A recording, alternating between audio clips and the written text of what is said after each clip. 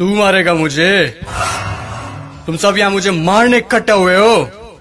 अरे तुम्हारा खुद का कोई ईमान धर्म नहीं है, तुम मारोगे मुझे? और एक बात बता, पिछले साल तो कोई और आया था मारने मुझे, इस बार वो नहीं आया? वो लाल साल वादा पूरा को नहीं करिया सा, तो हम की मैं आया हूँ सा। तुम सब अंदर से एक जैसे के जैसे हो। ठीक भीड़ इकट्ठी हुई है मुझे मारने के लिए आज। मैं माता सीता को लेकर गया था, इसीलिए मारने के लिए इकट्ठे हुए ना तुम सब आज। हाँ, मैं मानता हूं मेरी गलती, लेकिन माता सीता को किसी कारागृह में नहीं, सबसे उत्तम वाटिका थी उसमें रखा था मैंने। और हाथ लगाना तो दूर, गलत नजर से देखा तक नहीं था मैंने माता सीता को। और तुम्हारे यहाँ छोटी छोटी बच्चियों को दरिंदे उठाकर लेकर चले जाते हैं, उनके साथ रेप करते हैं। उनको तो तुमने कभी ऐसे इकट्ठा होकर जलाया नहीं। वो दरिंदे क्यों खुलेआम घूम रहे हैं आज भी, मुझे ये बताओ। आए मुझे जलाने। अब चोटे तू बता।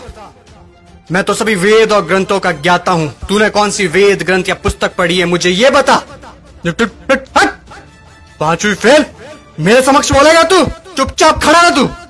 देख, मुझे ना केवल संगीत का शौक है, बल्कि सभी रागों का, सुरों का और वाद्य यंत्रों का ज्ञान भी है। तुझे क्या ज्ञान है वाद्य यंत्रों के बारे में? ये मारने आया है मुझे। अब तुम लोग सुनो, मेरे जैसा महादेव का भक्त ना तो कोई हुआ है, ना मेरे जैसा महादेव की भक्ति किसी ने की है। और तुम लोग, तुम्हारा भी कोई जमीर नहीं है। भगवान पलटते समय नहीं लेते तुम।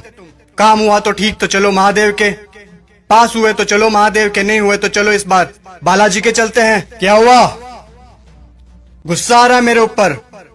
तुम लोग मेरे बारे में क्या सोचते हो मुझे कुछ फर्क नहीं पड़ता, लेकिन एक बात कान खोल के सुन लो, मैं चाहे कैसा भी हूं, लेकिन तुम्हारी इस मंत्री जैसा कदापि नहीं हूं मैं। मेरे राजपाट में जनता प्रसन्न रहती थी, खुश रखता था मैं उन्हें।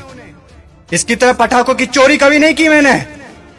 बोलूं, बता दूं सभी को, ये दुष्ट, ये तुम्हारा मंत्री दुष्ट एक नंबर का, ये कागजों में लिखता है कि रावण दहन के लिए 50 पेटी पटाखों के लगे, और लगा था 5 भी नहीं है, ये सब इसके घर पे जा रहे हैं। और तुम लोग क्या कहते हो? बुराई पर अच्छाई की जीत। कहां हुई, कहां हुई बुराई पर अच्छाई की जीत? जब तक तुम्हारे मन में चोरी, गद्दारी, लालच, वासना, द्वेष, अहंकार जैसी भावनाएं जीवित है, बुराई कैसे मरेगी? बुराई मर ही नहीं सकती। तुम लोग मुझे खत्म करने आए हो ना?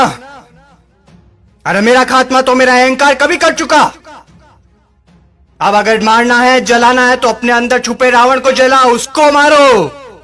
सच्चाई और अच्छाई को अपना लो, बुराई अपने आप खत्म हो जाएगी।